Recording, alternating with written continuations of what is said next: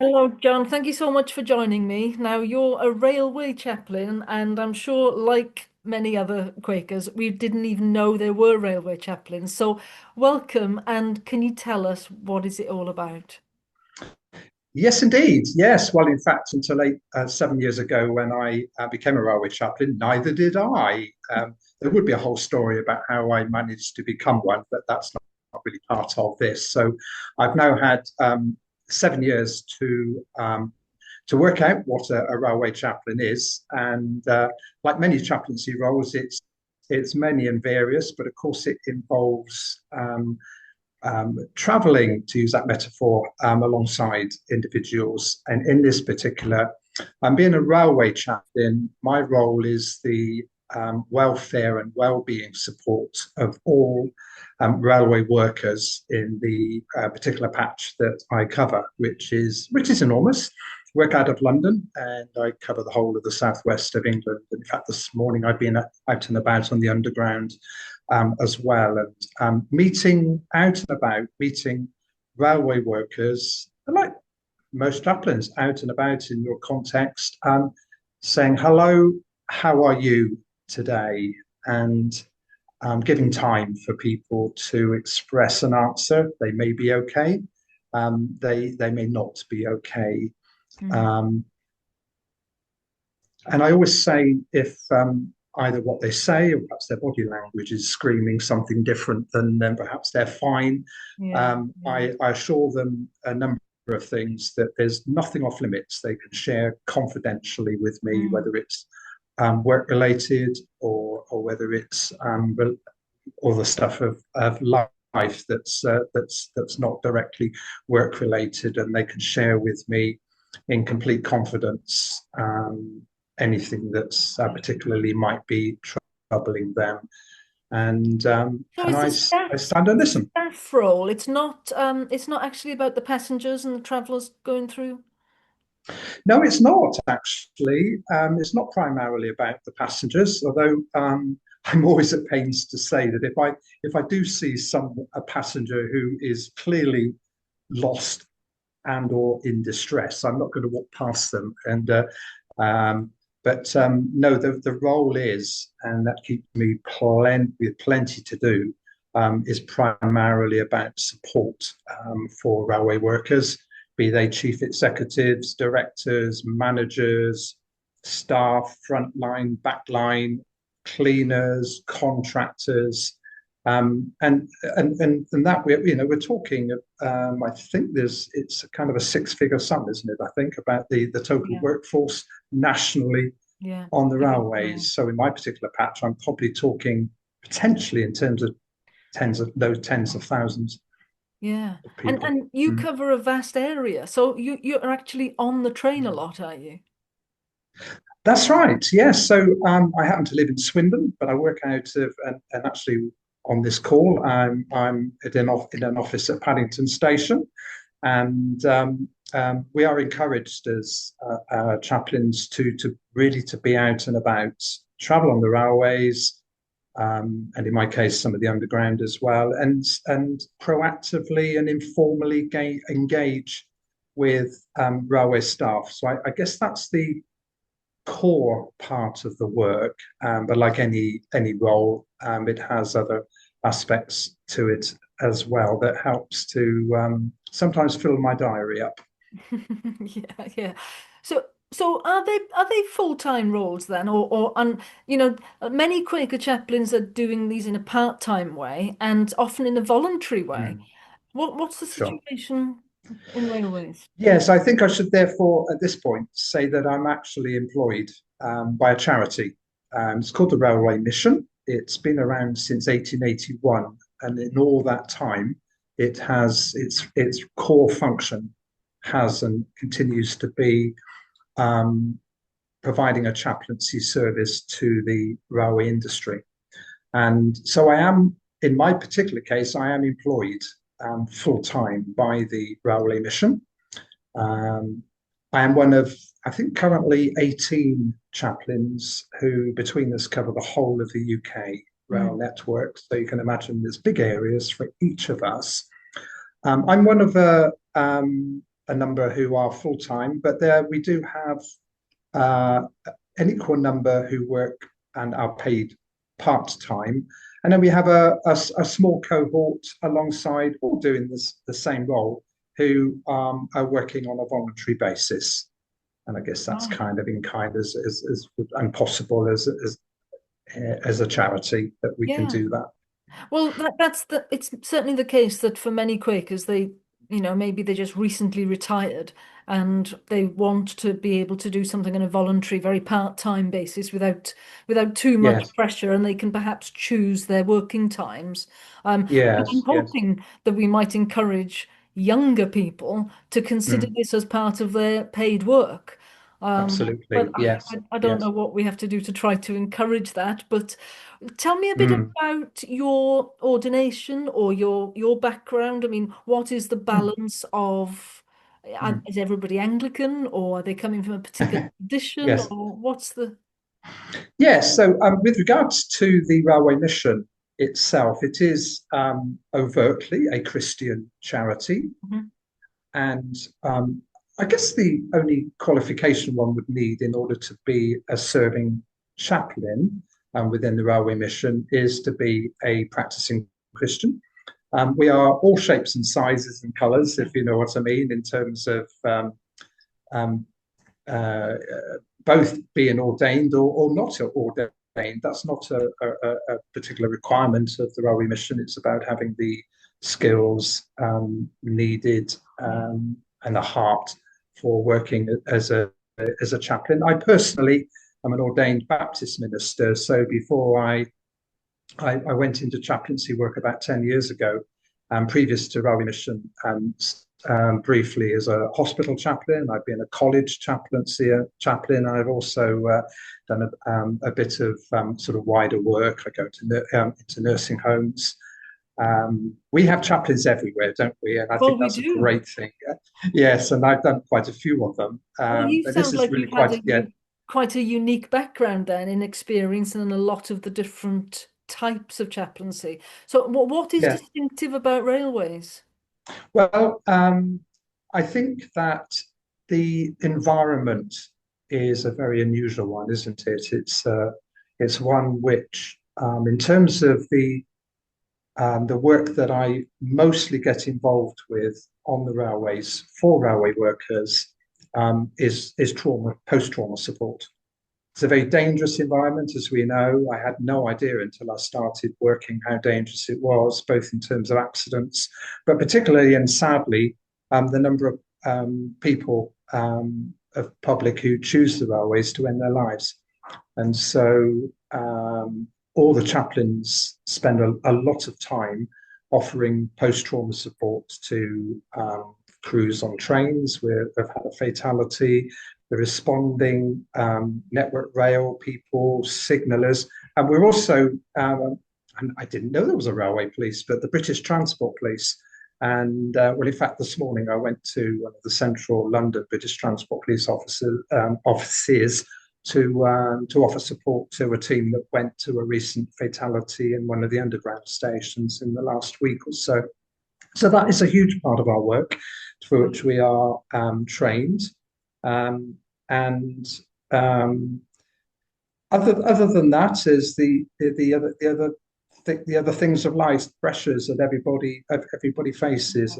As I mentioned earlier, we do have the privilege of taking part in more formal parts of the railways. We participate. We work in collaboration with the various welfare agencies within the railways to provide support, occupational health, wellbeing teams, and we also take part in and coming up not too distant future, like the remembrance services that are held right across the railway network. And I shall be leading a particularly high profile one myself on the 11th of November at Paddington Station, to be a representative, and we're very much needed and welcomed in that capacity Hmm. too. So you talked about skills and the heart for the job. What is it that you think is needed in this particular context? I think it's skills, and that's possibly not the. Well, yes, you do need skills. Some people are better listeners than others. Let's face it, aren't we? And it can be a very to be attentive and properly listen to people, and particularly in a noisy environment, which it often is on the railways. Takes, I think, a certain skill and patience, and um, and of course, being a chaplain, one is not opinionated. It's not a proselytizing role, although I find I do have, when people ask about faith, that gives you permission to share really what, gives me hope and purpose in my life. So I think attentive listening skills and having a heart and caring for people. Well, I would say that's a Christian gift and indeed an imperative, isn't it? I could easily put a theological case that whether one is got the name chaplain in one's title, or in my case, I'm privileged to be paid. All Christians are chaplains, I would say, because we're not Christians in isolation. We journey with people, don't we? Mm. And but I think we the Christian gifts that we receive, I think just one might put a name on it in terms of could be the gift of helps, but I think it's these Yeah. and a degree of empathy. Now I've got to be careful with empathy because, for example, my wife is deeply empathetic, Mm. and she would probably not survive very long in my role. So keeping an emotional distance whilst caring Yeah. is an important thing. And I Yeah. think particularly in terms of the environment of the railways is particularly so. I talked about trauma, but out there, it's nobody acts normally, do they, on the railways? They're trying to get from A to B. It's a hotbed, and it also attracts quite a disproportionate percentage of very vulnerable people. I'm talking about passengers here, Mm. and criminal elements as well. Mm. So one has to be fairly resilient, I think, as well, but also recognizing that some of the stories that are shared can and do leave um, residues.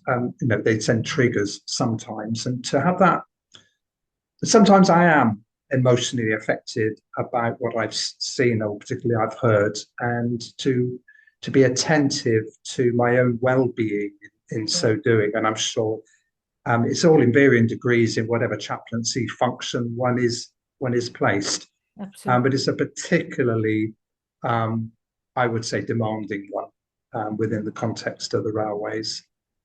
I think you've expressed that very well there in terms of, looking after oneself in the role and that kind of getting the Mm, balance right between empathizing, but also having boundaries and a little mm. bit of distance, being able to be alongside people and then kind of get yourself out of it again.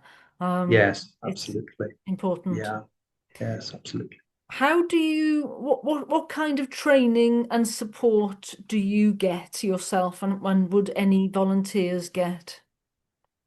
Yes, so if one was to be employed or accepted as a volunteer within the railway mission, which provides the chaplaincy service, and this, incidentally, I'm not aware of any other agency, Christian or other, that supports the railways, Yeah. which is interesting. But there we are. So there is an initial training with regards to both um,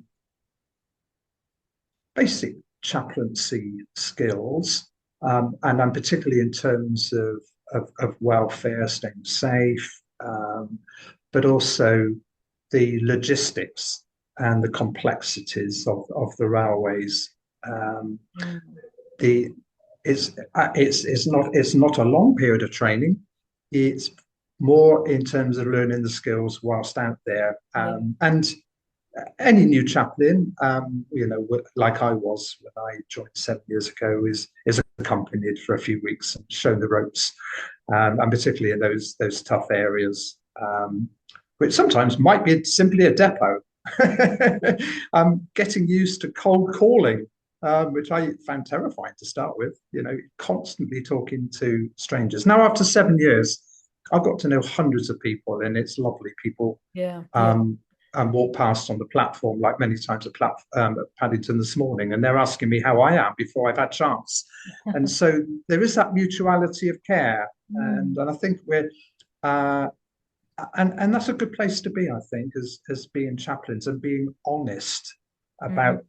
if I'm asked how I'm feeling, oh yeah, I'm fine. Yeah. Railways, by the way, is full of acronyms. I'm sure everywhere else is, and I'm never going to learn all the acronyms. But favourite acronyms when I say I'm fine, I'm actually fearful, insecure, nervous, and emotional.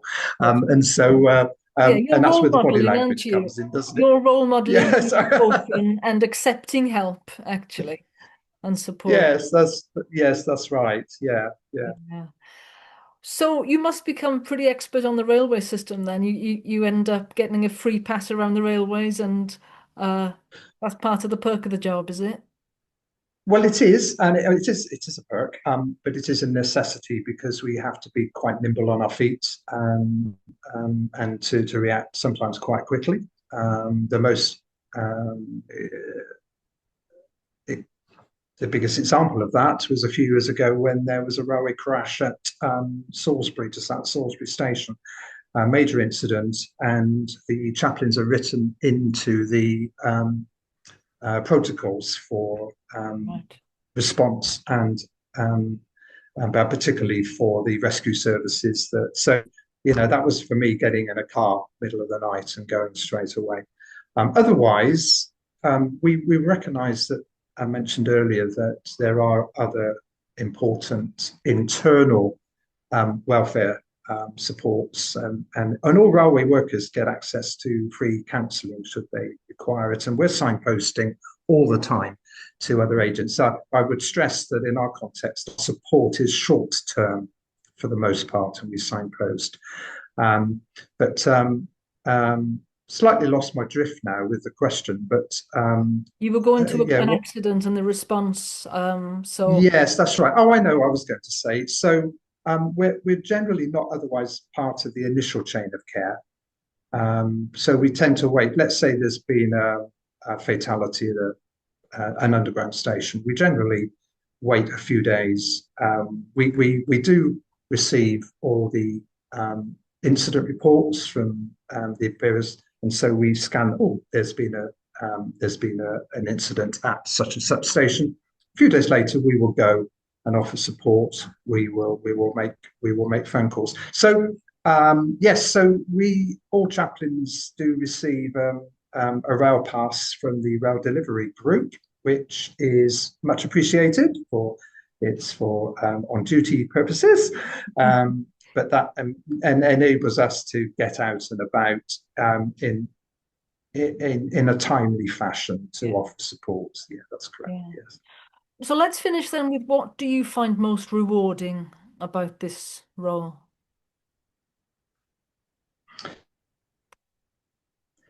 I think it's about, and there's a bit of a step of faith really in it, Mm.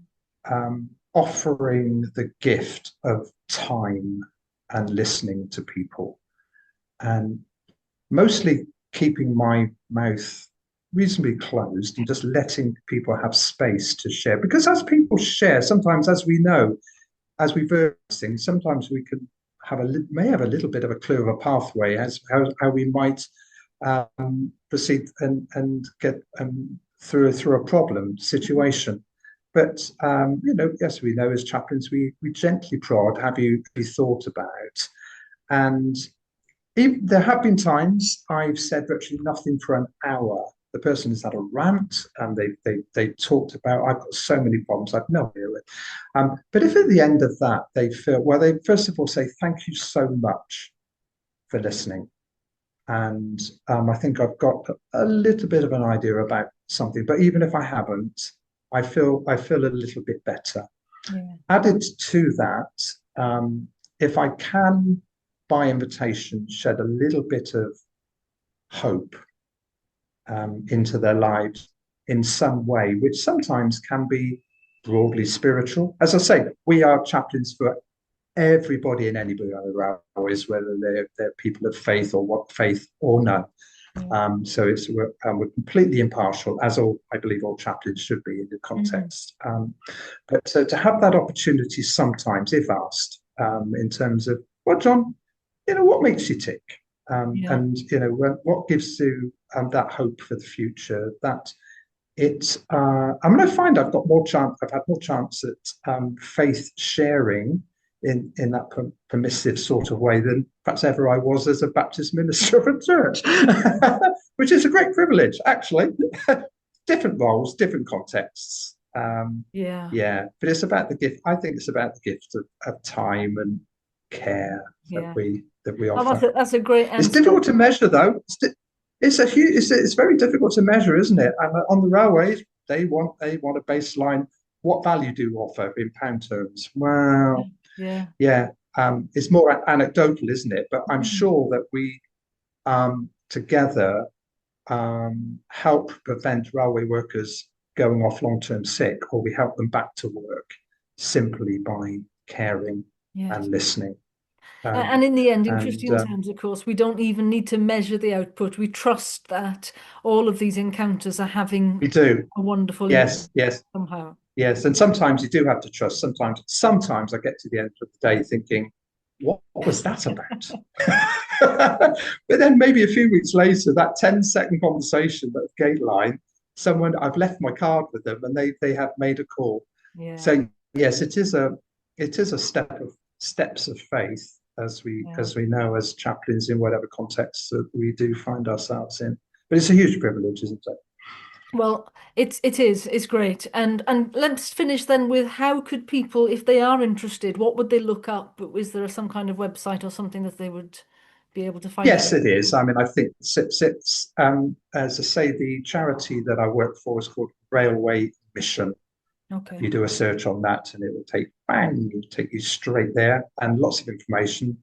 There's even mugshots of all the existing chaplains, but there will be a page on vacancies as well. As I say, it's not a big organisation. We'd love to be bigger, but then that depends to some extent on finance, but that's another subject. But that's the way if one would want to find out more about chaplaincy in a railway context, simply search for a railway mission. Perfect. Well, thank you so much for your time, John. That's been really interesting. Thank you. You're very welcome.